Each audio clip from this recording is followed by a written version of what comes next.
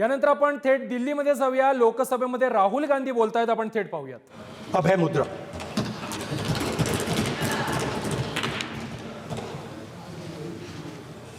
People call the Constitution the longest written constitution in the world. But the Constitution contains a set of ideas from one philosophy of our nation, one central philosophical set of ideas of our nation. When we look at the Constitution and we open the Constitution, we can hear the voice and the ideas of Ambedkar, of Mahatma Gandhi, of Jawaharlal Nehru. But where did those ideas come from? Those ideas came from an old, profound tradition in this country.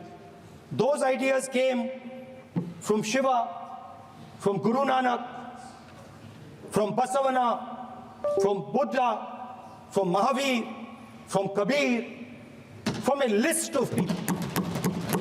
So when we speak of the Constitution and we show the Constitution, of course it is a document of modern India, but it could never have been written without ancient India and her ideas. So when we look at this Constitution, we remember this list of people, all different variations on the same idea. And in front of us stand the people who follow a very different philosophical tradition. And I want to start my speech by quoting what the supreme leader, not of the BJP, but of the modern interpretation of the ideas of the RSS has to say about the Constitution of India and about how he thinks India should be run. The worst thing about the Constitution, the worst thing about the Constitution of India is that there is nothing Indian about it. Manusmriti is that scripture which is most worshipable after Vedas for our Hindu nation, and from which our ancient times have become the basis of our culture, customs, thought, and practice. This book, for centuries, has codified the spiritual and divine march of our nation. Today, Manusmriti is law. These are the words of Savarkar. Mr. Savarkar has clearly stated in his writings that there is nothing Indian about our Constitution. He has clearly stated that the book India is run by should be superseded by this book. And this is what the fight is about. Now, it's nice that all of you are so-called defending the Constitution. But I want to ask you, do you stand by your leader's words? Yes. Do you support your leader's words? Because when you speak in Parliament about protecting the Constitution, you are ridiculing Savarkar. You are abusing. फिर से तपस्या शुरू की. कुछ साल बाद द्रोणाचार्य जी और पांडव उसी जंगल से निकले. एक कुत्ता भौंक रहा था. कहानी आपने सुनी है, सुना देता हूं. कुत्ता भौंक रहा था. अचानक कुत्ते की आवाज शांत हो गई. द्रोणाचार्य जी और पांडव पास गए और उन्होंने देखा कि तीरों के जाल में कुत्ता फंसा हुआ था। मुंह में तीर था एक, हाँ, मगर कुत्ता तीरों के जाल में फंसा था, एक तीर मुंह में थी, शांत था कुत्ता, मगर कुत्ते को चोट नहीं लगी। एकलव्य ने अहिंसा के साथ कुत्ते को शांत किया था। द्रोणाचार्य जी आते हैं और एकदम पूछते हैं, तुम्हें यह किसने सिखाया? एकलव्य जवाब देता है, द्रोणाचार्य जी, ये मैं सीखा हूं, मैंने तपस्या की है, घंटों मैंने प्रैक्टिस की है।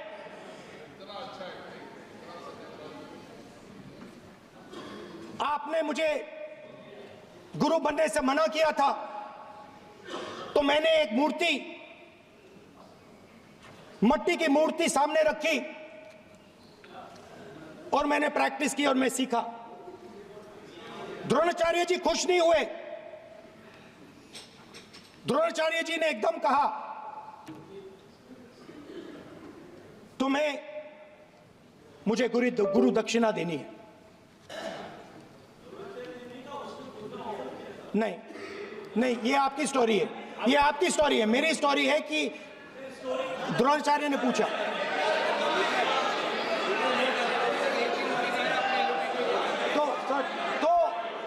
तो द्रोणाचार्य जी ने, Sir, the PM will not speak. You have to understand. If you are not giving order, Prime Minister has to speak. That you have to understand. If you are not giving protection, if you are not giving protection to LOP, then Prime Minister has to speak here. I will tell you. We will be very clear. ठीक है sir. माननीय सदस्य, आपको मैंने कई बार कहा, आप धमकी शब्दों में मत बोला करिए। एक मिनट क्या थी? द्रोणाचार्य जी संसदीय ने, कार्य मंत्री बोले, कितने डिस्टर्बेंस कर रहे थे। द्रोणाचार्य जी ने कहा कि मुझे आप गुरु दक्षिणा दीजिए। मेरी स्पीच ले ली आपने। तो द्रोणाचार्य जी ने उनसे कहा कि गुरु दक्षिणा के लिए मुझे तुम्हारा हुनर, तुम्हारा भविष्य, तुम्हारा अंगूठा चाहिए। और एकलव्य ने अंगूठा काट के द्रोणाचार्य को दे दिया।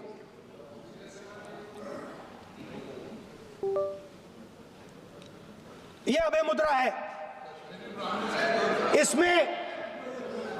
इसमें कॉन्फिडेंस, स्ट्रेंथ, निडरता कहां से आती है? हुनर से आती है, इस अंगूठे से आती है। ये लोग इसके खिलाफ हैं। जैसे द्रोणाचार्य जी ने एकलव्य का अंगूठा काटा, वैसे ही आप पूरे देश का अंगूठा काटने में लगे हुए हो। आप जैसे ही एकलव्य का, जैसे द्रोणाचार्य जी ने एकलव्य का अंगूठा काटा, वैसे ही आप हिंदुस्तान के युवाओं का, जैसे ही एकलव्य ने, देखो सर, जैसे एकलव्य का अंगूठा काटा गया, वैसे ही आप हिंदुस्तान के युवाओं का, सबका अंगूठा काटते हो। जब आप अदानी जी को धारावी देते हो, तो आप धारावी के जो एंटरप्रेन्योर्स हैं, जो स्मॉल एंड मीडियम बिजनेसेस हैं, उनका आप अंगूठा काटते हो। जब आप हिंदुस्तान के पोर्ट्स, एयरपोर्ट्स, डिफेंस इंडस्ट्री, ये सब जब आप अदानी को देते हो,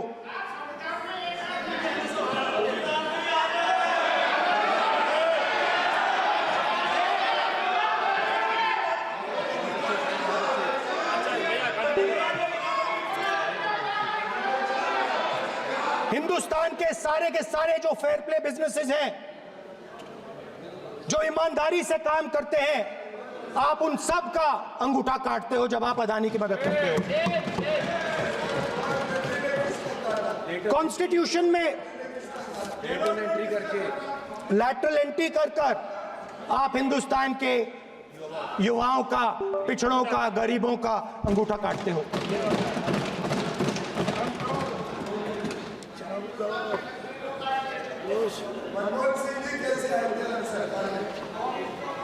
सर, स्पीकर सर, जैसे एकलव्य ने प्रैक्टिस की थी वैसे ही हिंदुस्तान के युवा सुबह उठकर 4 बजे उठकर अलग अलग एग्जाम्स की तैयारी करते हैं। आपने देखा होगा पहले हजारों युवा सुबह उठकर रनिंग करते थे, वेट ट्रेनिंग करते थे आर्मी में जाने के लिए। जब आपने अग्निवीर लागू किया तो आपने उन युवाओं की उंगली काटी।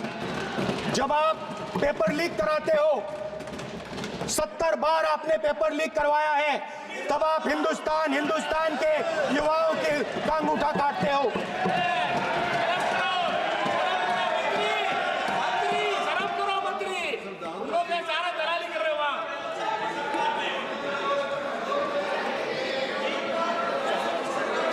आज बाहर, दिल्ली के बाहर आपने किसानों पर टीयर गैस चलाया है, आपने किसानों पर लाठीचार्ज किया है।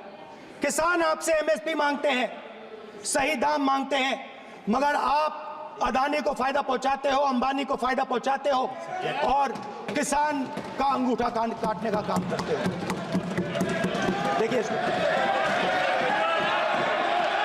हम कहते हैं अभय मुद्रा, हम कहते हैं डरो मत, आप कहते हो हम आपका अंगूठा काट देंगे। ये फर्क है। एक तरफ कौन सर बोलिए।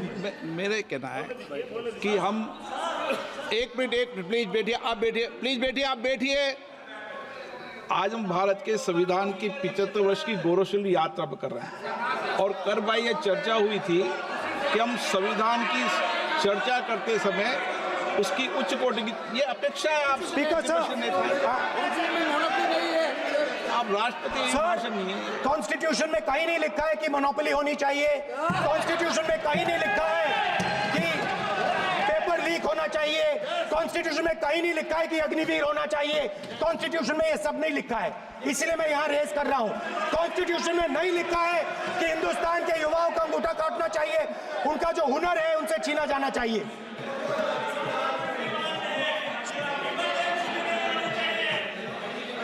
बैठे कर रहे हैं सर, 5 बजे अब भी बैठे करेंगे। अब कुछ नहीं बोलना है उससे। 5 बजे देखिएगा, 5 बजे देखिएगा क्या करते हैं। स्पीकर सर, मिलेगा। मैं कुछ दिन पहले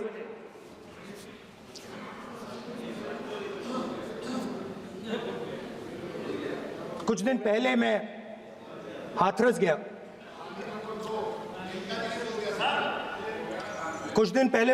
गया। हाथरस में 4 साल पहले एक लड़की का बलात्कार होता है। गैंग रेप होता है।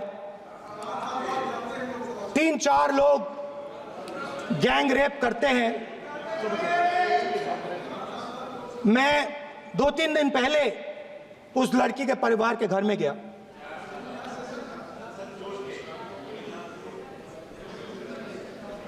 जिन्होंने गैंग रेप किया वो बाहर घूम रहे हैं और लड़की का परिवार अपने घर में बंद है। लड़की का परिवार बाहर नहीं जा सकता है। जो अपराधी हैं वो उनको रोज धमकाते हैं और वो बाहर घूमते हैं।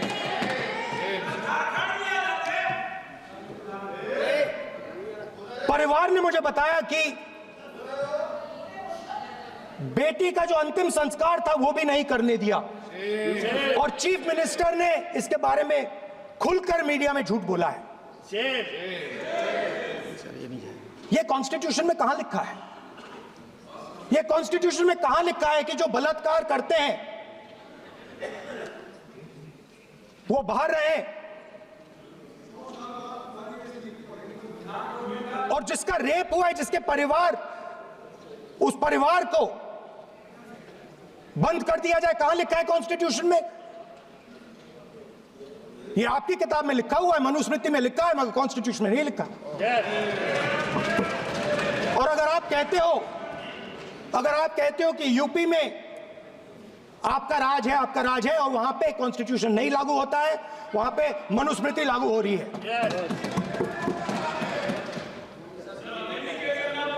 परिवार ने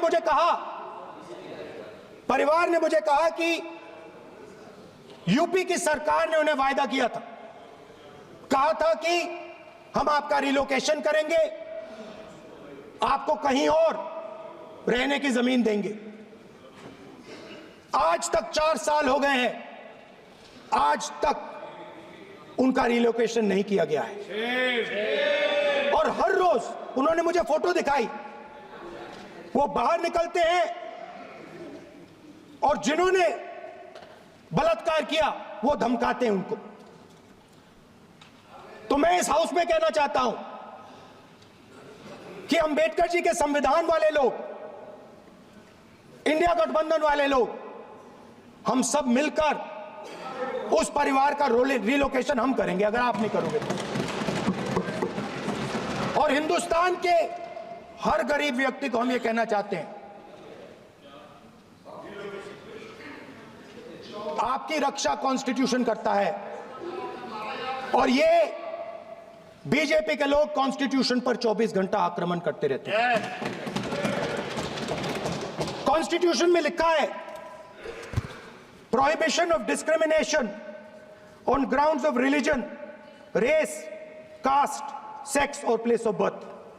the state shall not discriminate against any citizen on grounds only of religion, race, caste, sex, place of birth, or any of them. Some days back, youngsters from Sambal came to see me. Innocent people, they had done nothing. They were just, वो पास में थे, 5 लोगों को गोली मार के हत्या कर दी। ये कहां लिखा है कॉन्स्टिट्यूशन में? ये कहां लिखा है कॉन्स्टिट्यूशन में? तो लिखा है prohibition of discrimination of grounds of religion. और जहां भी आप जाते हो, एक धर्म को दूसरे धर्म से लड़ाते हो, नफरत फैलाते हो। कहां लिखा है कॉन्स्टिट्यूशन में? कहां लिखा है कॉन्स्टिट्यूशन में कि एक धर्म को दूसरे धर्म से लड़ाना है? कहां लिखा है कॉन्स्टिट्यूशन में कि दलित परिवार को बंद करके अंदर रखना है और उनके अपराधियों को बाहर घूमने देना है? कौन से कॉन्स्टिट्यूशन में लिखा है? मुझे दिखाइए।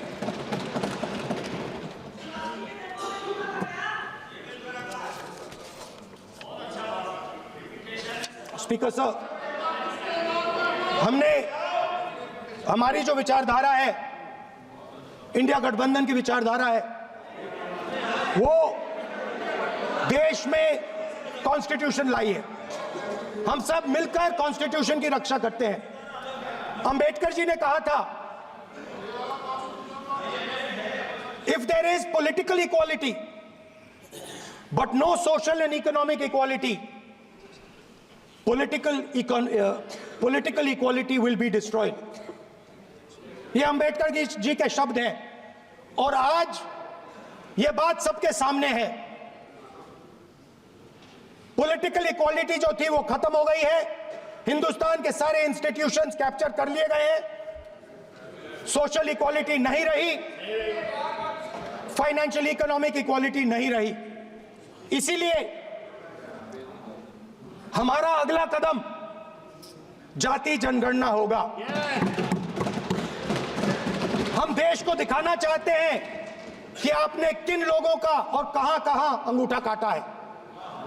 हम दलितों को, आदिवासियों को, पिछड़ों को, किसानों को, मजदूरों को दिखाना चाहते हैं कि आपने किस किस का अंगूठा काटा है। इसलिए जो मैंने वायदा किया था, इसी हाउस में यहां हम कास्ट सेंसस लागू करेंगे और उसके बाद हिंदुस्तान में एक नए तरीके का विकास होगा, एक नई तरीके की राजनीति होगी। जो मैंने पहले कहा था, जो आपको अच्छा नहीं लगता है, 50% रिजर्वेशन, उस दीवार को हम यहां तोड़ेंगे। 50% रिजर्वेशन की दीवार और जाति जनगणना हम यहां करा के दिखाएंगे। आपको जो कहना है कर लो, कह लो। स्पीकर सर बहुत बहुत धन्यवाद।